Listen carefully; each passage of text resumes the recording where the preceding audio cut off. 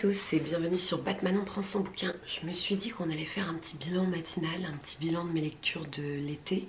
Voilà, il est très tôt, je suis réveillée avant le soleil et je me suis dit que c'était totalement le moment d'en profiter, d'avoir un peu de temps devant moi pour vous parler du coup de toutes les lectures que j'ai lues du 21 juin au 1er septembre. Alors ne vous en faites pas, je sais bien que l'été se termine pas le 1er septembre, mais vu que le Pumpkin Autumn Challenge commence, moi j'arrête. Voilà, c'est toujours comme ça que je fais mes petits bilans de l'été parce qu'après on rentre dans le challenge. J'ai lu pas mal de choses, des choses très variées, beaucoup de très chouettes lectures et je continue de penser que 2021 est vraiment une année de grand cru littéraire pour moi. Donc je suis contente de vous tourner cette vidéo, j'espère qu'elle vous plaira et on est parti. La lumière risque de changer parce que là il est à peu près 6h moins le quart du matin. Donc je pense que le soleil va se lever dans l'heure qui suit. On risque de pouvoir l'accueillir et de lui souhaiter une bonne journée. Le premier livre que j'ai lu, il s'agit de Boudica de Jean-Laurent Del Socorro, qui est un livre qui raconte l'histoire d'une femme en l'an 1. Les Romains continuent d'étendre leur territoire et pour cela envahissent et asservissent des peuples. Et pour le coup, nous allons suivre Boudica, qui est une jeune fille celte, qui est princesse, qui deviendra reine, mère, guerrière, et qui du coup essaye de protéger son peuple de l'invasion romaine. Boudica est une personne qui a vraiment existé et ça a été un personnage très fort que j'ai adoré rencontrer. La culture celte a ça de génial que les femmes, à défaut d'être l'égale des hommes, ont quand même sont leur égale dans tout ce qui va être question de politique, dans tout ce qui va être combat, dans tout ce qui va être éducation des enfants, et c'est vraiment quelque chose de formidable à voir. Les femmes se battent dans tous les sens du terme et sur tous les sujets. Évidemment, l'invasion romaine a apporté beaucoup de progrès partout dans le monde, mais il ne faut pas oublier que ce progrès et ces ruines de monuments qu'on observe partout aujourd'hui en voyageant aux quatre coins de l'Europe, ça veut surtout dire qu'un empire est venu asservir des gens, qu'il les a mis au bûcher sans écouter leur culture, sans aimer leurs enfants. Et Boudica le représente très bien. Les empereurs se succèdent, la tyrannie change en fonction de leur caractère et elle veut juste défendre la culture de son peuple et l'avenir de ses enfants, et j'ai trouvé cette lecture géniale. C'était super bien écrit, petit livre donc qui se lit très rapidement mais formidablement écrit, donc merci Jean-Laurent Del Socorro pour cette belle découverte. Alors, comme j'avais plus de batterie, le soleil s'est levé entre temps, donc tant mieux, il y a un peu plus de lumière. Je voulais vous parler donc de ma seconde lecture, ma deuxième lecture qui était Une joie féroce de Sorge Chalandon, qui est un livre qui m'a beaucoup surprise. Une joie féroce, quand on lit la 4e de couverture, nous explique qu'on va suivre l'histoire d'une femme qui va tomber malade, qui va avoir un cancer et qui va traverser cette période de sa vie avec le soutien de ses amis. Le titre, Une joie féroce, que je trouve craquant à souhait, m'avait vraiment donné envie de découvrir cette petite histoire. Et en fait, que ne fut pas ma surprise de voir que ça allait parler de ça, certes, en fond, mais que le nœud de l'histoire, vraiment le noyau dur, n'était pas du tout cela. Et elle est plutôt raconter le destin de 4 femmes qui sont toutes imparfaites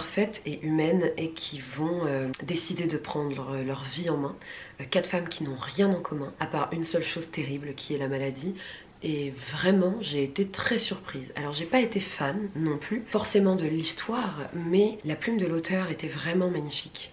Et en fait ça m'a donné envie d'aller lire d'autres livres de cette personne, peut-être même sur d'autres thématiques, qu'importe, mais parce que j'ai surtout passé mon temps à corner des pages pour me souvenir de pas mal de citations, de tournures de phrases que je trouvais hyper mélodieuses et très jolies et avec du vocabulaire bien trouvé. La fin, ils m'ont bien eu quand même. C'est quand même très agréable quand on se fait avoir et qu'on ne voit pas arriver la fin d'une histoire. C'est quand même une chouette lecture. Je pense pas que ce sera un livre qui restera gravé dans ma mémoire. Par contre, le talent d'écriture de l'auteur, si. La prochaine lecture, elle est un peu particulière parce que j'ai le souvenir de l'avoir refermé et de m'être dit mais c'est vraiment génial, et d'avoir hésité à estampiller d'un coup de cœur ce livre, et pourtant presque 3 mois plus tard j'en garde très peu de souvenirs, c'est fou. Ce livre, il s'agit de Yoga d'Emmanuel Carrère. C'est un livre vraiment très intéressant. J'ai adoré en fait parce que j'en garde surtout le souvenir d'une sensation et d'une problématique plus que l'histoire en elle-même, parce qu'il n'y a pas vraiment d'histoire. C'est un homme qui raconte son quotidien et sa quête de la paix, de la sérénité, du bonheur qu'il pense trouver par le yoga. Ça commence par là. Sauf que comme toute existence, il va avoir des hauts et des bas dans sa vie, de très grands hauts et de très grands bas. Il va tomber dans les affres de la dépression et il nous montre en fait son combat continuel pour lutter contre cette montagne russe qu'est cette maladie, qui est qu'on passe du rire aux larmes et qu'en quelques jours notre vie peut s'effondrer. Et j'ai trouvé ça vraiment très bien écrit. Et ça donne envie de combattre tout en fait. Moi j'avais adoré ça surtout. Le livre lui-même est la représentation de la dépression, je trouve. Ça monte, ça descend, ça monte, ça descend. À chaque fois qu'on croit que ça y est, c'est bon, on en est sorti, quelque chose revient. Et j'ai trouvé ça très chouette, très bien écrit. Cependant, vous voyez, là quand j'essaie de me rappeler certains événements du livre, je n'en ai que très peu en mémoire. Donc c'est assez étonnant comme souvenir que j'en ai gardé. Mais oui, non, un très chouette livre, j'ai vraiment adoré. Donc on peut peut-être résumer ça par un homme qui cherche l'équilibre, qui a une image un peu faussement représentée de la vie parfaite et du bonheur et qui va bien se rendre compte que c'est pas aussi simple que ça. Et l'équilibre entre la joie et la tristesse, entre la place qu'a sa propre vie et celle des autres, entre l'attention qu'on doit donner aux autres et qu'on doit se donner à soi-même, la liberté et les entraves, entre vraiment l'équilibre quoi. Je pense que ça peut parler à tout le monde parce que on cherche tous ça d'une certaine manière, d'être heureux et d'être juste. Ça a résonné en moi, je peux pas vous dire pourquoi, j'ai trouvé ça vraiment très intéressant comme lecture. La prochaine lecture que j'ai faite, c'est un coup de cœur. J'y pense encore des fois. Déjà le titre que je trouve sublime, qui est On ne meurt pas d'amour. Et ce livre est le premier roman de l'autrice Géraldine d'Alban Morenas. C'est un tout petit livre qui se lit d'une traite, qui se lit comme un feuilleton tellement chaque fin de chapitre nous donne envie de découvrir le suivant. On va suivre l'histoire de deux personnes qui ont tout ce qu'il faut pour être heureux dans la vie. La première personne est une femme qui va se marier à un jeune homme formidable. Pas de problème d'argent et ils viennent d'acheter un superbe appartement dans Paris. La seconde personne est un homme qui vit dans cet immeuble au premier étage avec sa femme, qui pareil a une vie assez vu de l'extérieur comme le bonheur ultime, un métier formidable, une vie de famille, tout ce qu'il y a de plus parfaite, et même lui se sent comblé dans cette vie. Cependant, ces deux personnes vont se rencontrer et vont tomber follement amoureuses alors qu'ils pensaient l'un comme l'autre être avec la personne de leur vie, et forcément ça va tout bouleverser. C'est de la romance, évidemment qu'il y a de très belles choses et qu'on entend les cœurs battre très vite et le pouce accélérer à certains moments pour les personnages, mais c'est une romance très réaliste de notre époque qui va montrer toutes les contradictions, tous les schémas sociétals dans lesquels les deux personnages se sont enfermés, à quel point ça peut être aussi destructeur d'être fou amoureux. Et non, ouais, c'est une histoire d'amour terrible et en même temps sublime, et j'ai été embarquée page après page comme un livre coup de feu à vouloir avoir le mot final. En fait, ça montre toutes les contradictions humaines dans les histoires d'amour, que c'est pas aussi simple que ça. Et qu'on aimerait que ce soit aussi simple que tout ce qu'on nous a toujours raconté quand on était petit, que ce que le cinéma nous raconte. Mais même quand on pense avoir trouvé sa place et le bonheur, la vie revient nous mettre un petit coup de pied au cul en nous disant t'es sûr? Enfin, je trouve que c'est très représentatif de l'amour, qui est quand même une des choses les plus compliquées dans la vie, je crois. De prendre deux personnes que tout oppose, qui ont des vies différentes, une éducation différente, un passé différent, et de leur dire salut, vous vous aimez, donc il va falloir apprendre à partager votre temps, qui est quand même notre richesse, votre temps et votre vie et vos occupations et votre quotidien. Et il va falloir que ça aille très bien, parce que sinon ça veut dire que ça ne va pas. Et donc voilà, le combat de l'amour en quelques pages. J'ai ensuite lu une BD. RIP tome 3, donc BD qui est scénarisé par mon frangin. Donc vous savez, à chaque fois que c'est quelqu'un de ma famille qui fait des livres, je crois que je suis encore plus critique qu'avec les autres, et j'essaye d'y aller avec une neutralité que j'espère exemplaire. Alors le tome 3 de RIP, du coup, pour vous remettre dans l'idée, RIP ça raconte l'histoire d'un groupe de personnes dont le travail est d'aller fouiller les maisons des morts qui ont été oubliés. Je donne un exemple un peu trash, une personne âgée dont personne ne prend de nouvelles est morte depuis plusieurs jours, et c'est les voisins qui alertent la police parce que ça commence à sentir mauvais. Et bien avant la police, il y a ces mecs-là qui viennent pour prendre tout ce qui a de la valeur chez la dame. Chaque BD est construite dans l'idée un peu comme un épisode où on suit le point de vue d'un des personnages de la bande. Et là, pour ce tome 3, nous suivons le point de vue d'Ahmed. Ahmed, qui je trouve est un personnage un peu plus secondaire que les deux premiers tomes, mais qui au final, au fur et à mesure des pages, on se rend compte qu'il est peut-être un élément central à toute cette histoire. Ça se lit vraiment comme une sorte de série, parce qu'il y a des cliffhangers partout qui font qu'à la fin de chaque BD vous attendez qu'une chose, c'est qu'il y ait le prochain tome. Il y a un MacGuffin, donc un MacGuffin c'est une sorte de petit élément qui est une deuxième ou troisième intrigue, mais qui continue d'être présente et dont on aimerait bien avoir le fin mot de l'histoire. Moi surtout j'adore les dessins, la couleur, l'ambiance. On se spécialise dans les insectes qui apparaissent aux différentes étapes de la décomposition d'un cadavre. Alors ça grouille dans toutes les cases, dans chaque planche, c'est vraiment dégueu, mais en même temps on est fasciné par ce sujet. Et puis évidemment, et là je vois bien que je peux pas non plus être totalement neutre au fait que ce soit mon frère qui écrit cette BD, parce que mon frère, comme beaucoup d'auteurs et d'autrices, glisse pas mal de petites références. Elles font partie aussi de mes bases familiales, culturelles, hein, des références à des films, à des livres, à des auteurs, à des rappeurs que nous écoutons dans la famille, des citations, j'ai toujours entendu mon père, mon grand-père dire, enfin vous voyez, donc forcément il y a 2-3 petits clins d'œil auxquels je suis particulièrement sensible, donc good job. Et en plus le tome 4 de RIP vient de sortir, donc j'espère bien en recevoir un rapidement, parce que je vous dis, on a envie de savoir la suite, et pour le coup ça s'est vraiment très bien mené, donc je vous invite à aller découvrir cette saga si vous ne l'avez toujours pas découvert. Le prochain livre, c'est un méga coup de cœur, voire un des coups de cœur de l'année, voire de ma vie, et je m'y attendais pas du tout. J'en ai été la première surprise. Il s'agit de la lecture d'un classique qui n'est autre que 100 ans de solitude de Gabriel Garcia Marquez. C'est un livre qui est compliqué à résumer, parce que ça part un peu dans tous les sens et en même temps avec une logique, grande logique quand vous êtes dans l'histoire. On va suivre l'histoire d'une famille qui va en Amérique du Sud décider de construire un petit village quelque part. Voilà, ils vont s'implanter là et tout faire pour que les gens viennent. Et en fait, on va suivre l'histoire de cette famille et de ce village de génération en génération. On remonte sur 3 générations. C'est passionnant parce que ça traverse aussi l'histoire du monde, les guerres, les conflits, les guerres d'indépendance, les guerres mondiales. Attention, on n'est pas du tout dans quelque chose comme la saga du siècle de Ken Follett, parce que c'est là que j'ai été totalement émue et transcendée et conquise en fait par ce livre. C'est parce que Gabriel Garcia Marquez, au milieu de tous ces personnages et de tous ces événements, place un petit peu de fantaisie et de fantastique et un peu de magie digne des contes de fées, mais genre juste à travers des petits éléments comme ça. Exemple, à un moment donné dans l'histoire, il va se mettre à pleuvoir et ça ne va pas s'arrêter pendant 4 ans. Et ça ne choque personne et enfin voilà, c'est ok, c'est comme ça. Ou il y a une jeune fille de la famille qui voit les morts et qui leur parle et personne n'est étonné non plus. Enfin vous voyez, cette petite part de fantaisie qui va vraiment donner un charme supplémentaire à cette histoire. On va traverser les générations avec des personnages hauts en couleur. Je trouve ça très intéressant car ça prouve à quel point dans les grandes familles, qu'on le veuille ou non, il y a une sorte de déterminisme familial qui fait que des fois on hérite des traits de caractère ou des histoires de nos parents, grands-parents, aïeux, qu'on le veuille ou non. On prend leur mimique ou leur manière d'être, et parfois même sans le savoir car on ne les a pas connus. Et je trouve que c'est assez fou. Il y a quelque chose aussi du caractère et de chacun, comment dans une famille, dans une fratrie, dans une sororité, on peut être totalement différents les uns des autres alors qu'on vient des mêmes souches d'arbres et qu'on a grandi au même endroit et qu'on a reçu la même éducation. Et alors moi qui viens d'une famille nombreuse, forcément ça touche une corde sensible en moi. C'est très très bien écrit et je comprends le prix Nobel de littérature pour cet auteur et je comprends que ce livre soit connu de par le monde et qu'il marque les gens. Pour le coup on est vraiment dans une lecture lente, mais vous voyez, dès que je fermais le livre j'avais envie d'y retourner en fait, alors que c'est un livre conséquent, hein, on a des centaines de pages, c'est écrit tout petit. J'ai adoré ce livre, adoré, un charme incroyable et du coup je veux tout découvrir de cet auteur. Ah, vraiment, vous voyez, rien que là de vous en parler, je peux pas m'empêcher d'avoir les pommettes qui sourient parce que j'ai vraiment été charmée et ça m'a émue, vraiment touchée droit au cœur. Et je trouvais ça superbe et à quel point le temps passe et l'impact du temps sur nos vies, et voilà, de la poésie cachée à travers un roman. Ça veut rien dire à mon avis, là je m'écoute parler, on dirait une possédée, mais ouais,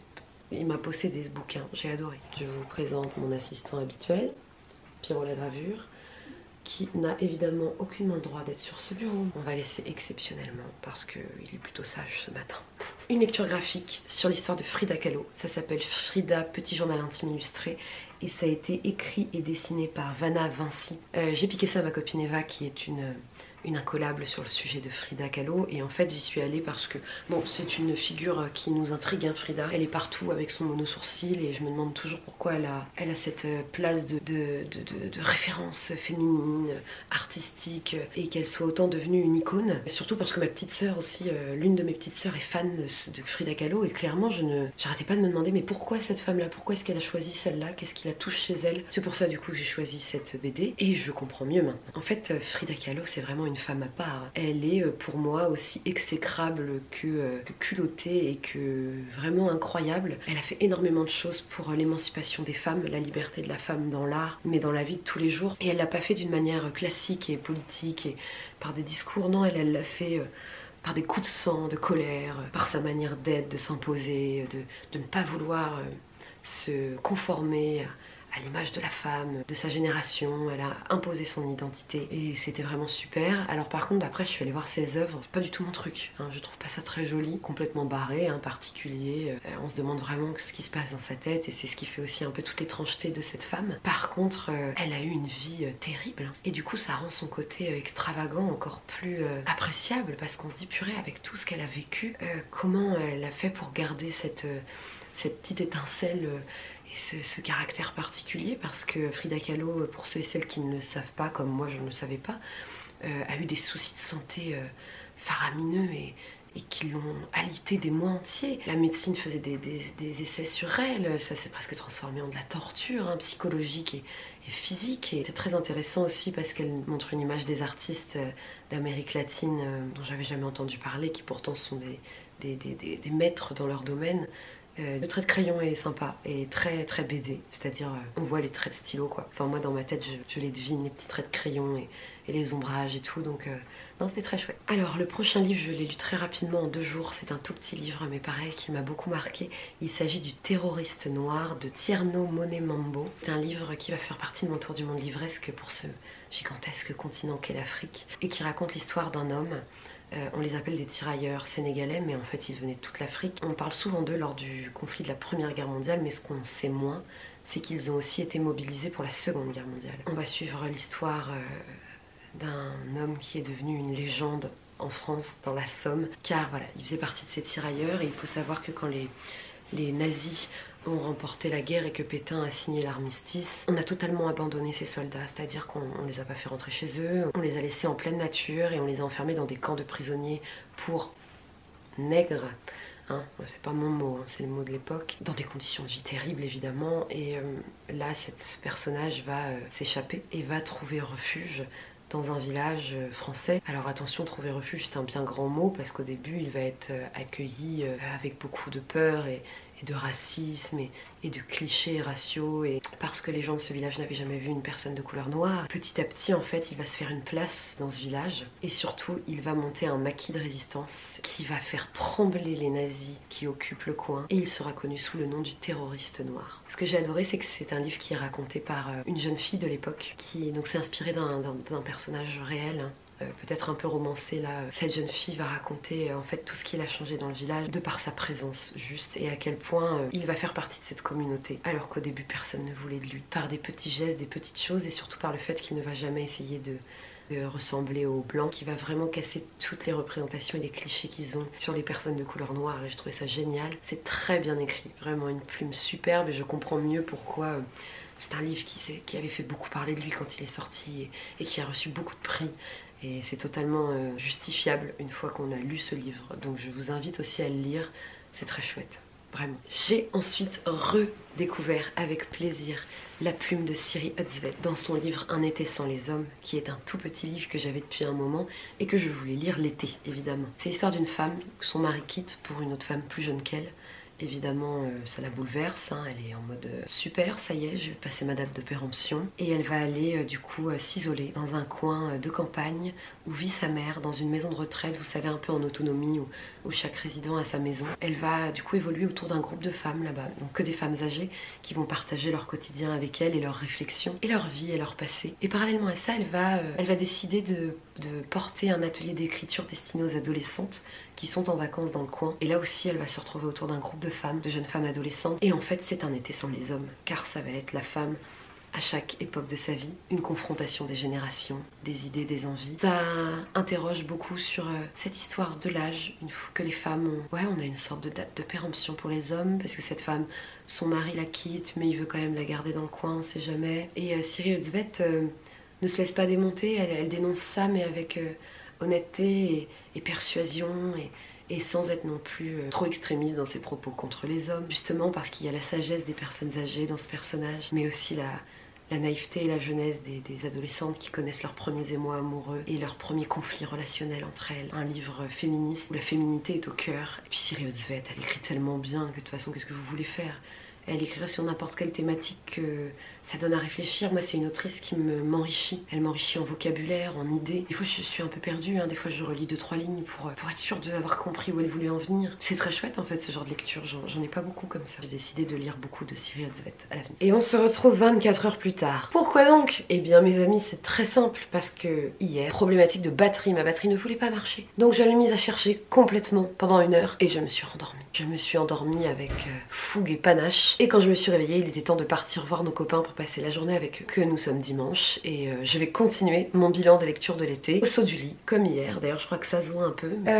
Il me restait 5 lectures à vous présenter. Donc vous voyez, j'ai quand même pas mal découvert de choses cet été, ce qui est plutôt cool. Le prochain livre dont il fallait que je vous parle, c'est une lecture audio que j'ai faite. Le livre existe en version papier. C'est un livre qui a beaucoup fait parler de lui ces dernières années. Il s'agit de Sorcière de Mona Chollet. Alors, tout d'abord, vu que c'est un essai, je suis heureuse de l'avoir écouté en version audio. Tout ce qui est livre un peu philosophique comme ça, des essais théoriques et autres, j'accroche beaucoup plus en les écoutant tel un podcast qu'en les lisant. La lectrice en plus c'est une journaliste de France Inter qui a une voix exceptionnelle et du coup on est totalement embarqué dedans. Et j'ai eu surtout envie de vous parler du contenu parce que c'est un livre formidable. Mona Chollet revient sur l'image de la sorcière et sur la chasse aux sorcières qui a quand même été un génocide, qui est un peu caricaturé comme les prêtres et les curés qui voulaient brûler les sorcières, mais en fait il faut imaginer qu'à cette époque, l'intégralité de la population, qu'importe la croyance, brûlait les femmes qui n'étaient pas à leur place. Une femme seule sans mari, une femme qui avait un amant, une femme qui pratiquait la médecine, une femme qui ne respectait pas en fait les conventions sociales du coin de terre du pays où elle était brûlée. Il faut savoir qu'énormément d'hommes ont pris plaisir à assassiner ces femmes sans raison.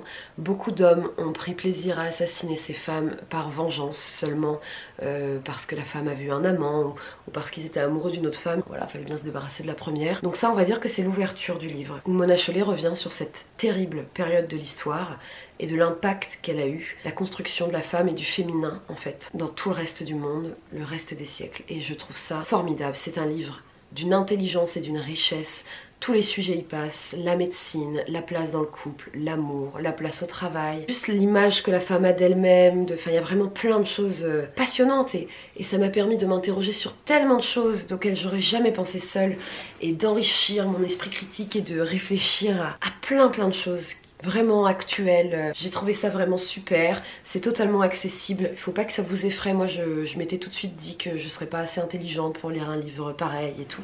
Pas du tout, c'est accessible pour tout le monde et je pense que toutes les femmes et les hommes au moins une fois dans leur vie devraient écouter ou lire ou étudier ce bouquin parce que c'est tellement révélateur de nos sociétés actuelles et c'est passionnant. Voilà, vraiment je vous invite à le lire, c'est un véritable coup de cœur, c'était incroyable comme lecture. J'ai ensuite été enfin découvrir Kate Morton, donc Kate Morton qui est une autrice très populaire qui écrit des livres qui vous tiennent en haleine et qui font que vous n'avez pas envie de lâcher le bouquin. Et bien je confirme, et j'ai lu le premier d'elle, L'Enfant du lac, que j'ai trouvé très intéressant dans le sens où c'est un bouquin de 800 pages et on a tout le temps envie de le lire. Le rythme d'écriture, les événements, les personnages, l'intrigue font qu'à aucun moment vous vous dites c'est un peu longuet là. Du coup, je l'ai dévoré, c'était vraiment une lecture de l'été et j'ai adoré ce bouquin qui raconte l'histoire d'une jeune policière qui est en pause parce qu'elle a fait une connerie au travail, voilà. Elle va chez son grand-père, voilà, qui vit à la campagne. Elle découvre un vieux manoir, une vieille demeure abandonnée. Donc elle est totalement fascinée par l'étrangeté du lieu et en gros elle va vouloir découvrir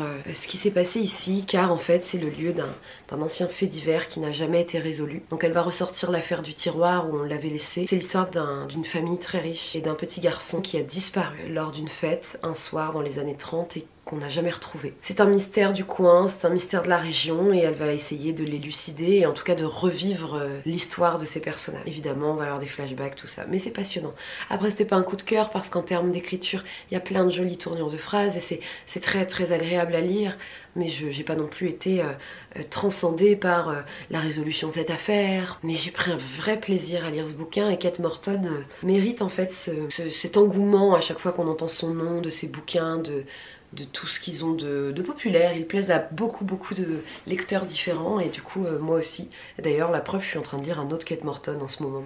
Une lecture très rapide que j'ai fait entre deux lectures, une bande dessinée jeunesse qui s'appelle Sa Majesté des ours, qui raconte l'histoire assez classique d'un roi ours qui a un peuple avec lequel ils étaient en paix, qui outrepasse le traité de paix et qui leur déclenche la guerre. Il envoie son jeune fils, jeune ours, récupérer des alliés. Donc en fait l'intrigue est assez classique. La seule chose qui change, c'est que ce sont des animaux. Et surtout ce que j'ai aimé dans cette histoire, c'est que déjà elle est totalement appropriée à des ados, à des enfants, à des adultes. Mais surtout le trait de crayon est magnifique. Voilà, j'y suis vraiment allée parce que la couverture était belle, l'histoire était secondaire pour moi et je ressens la même chose une fois l'avoir terminée. Les dessins sont magnifiques, la colorisation est superbe et ça donne des planches et des cases sublimes et du coup on est totalement embarqué dans l'univers par le dessin. Et voilà, c'est une petite lecture comme ça entre deux autres qui m'a accompagnée le temps d'une bonne demi-heure et j'ai trouvé ça très agréable. C'est fou comment j'en ai plus rien à faire de me pimper pour YouTube, vous voyez. Là je viens de me lever en fait quoi, je suis comme ça au naturel quoi, c'est là. Je m'en fiche, il y a des jours j'ai envie, des jours au naturel, ce qui compte c'est surtout le contenu et les bouquins dont on parle, donc j'espère que ma tête du matin vous satisfait. Le prochain livre c'est le livre de la lecture commune que nous faisons dans le groupe Team Batmanon sur Facebook. Il s'agit de Une vie comme les autres de Anya Yanagihara. Ouais, si j'ai réussi à le dire parfaitement sans regarder, je suis trop fière de moi. Qui est un livre de 1100 pages, donc c'est un gros pavé.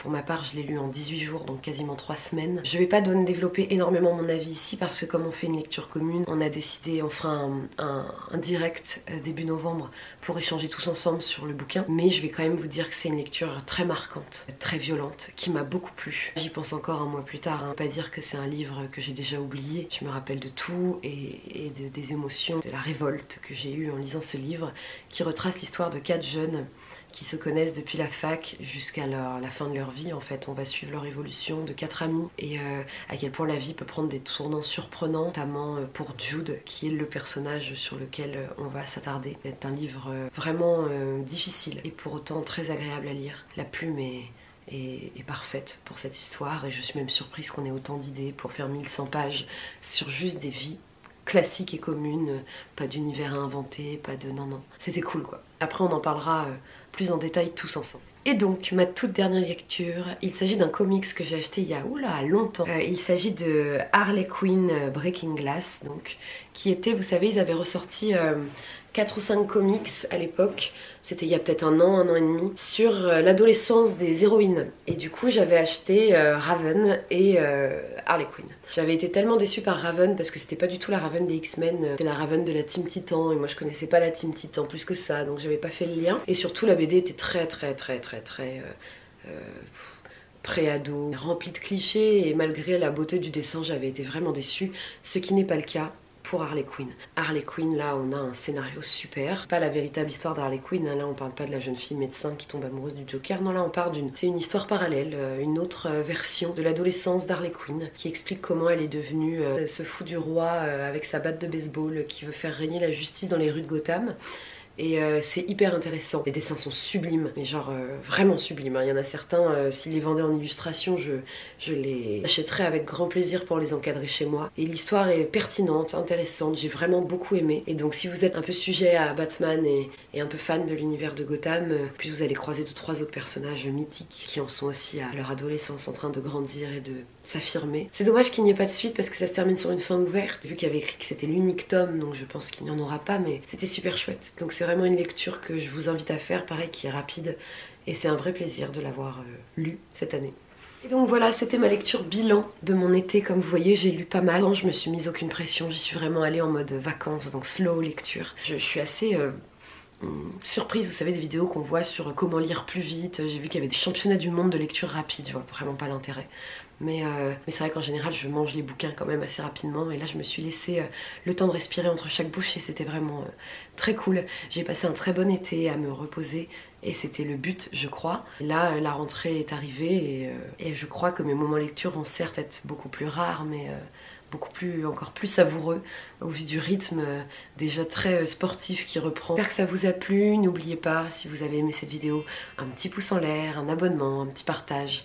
Ça me fait toujours chaud au cœur. N'hésitez pas à commenter, à me mettre dans vos commentaires vos lectures à vous, à débattre. À chaque fois que je vois que j'ai un commentaire, j'ai qu'une hâte, c'est de vous répondre et qu'on puisse papoter. C'est trop cool. Je vous embrasse. D'ici là, j'espère que vous avez passé une bonne rentrée. Pour ceux qui ont repris depuis bien longtemps, eh bien, pardonnez mon calendrier enseignant.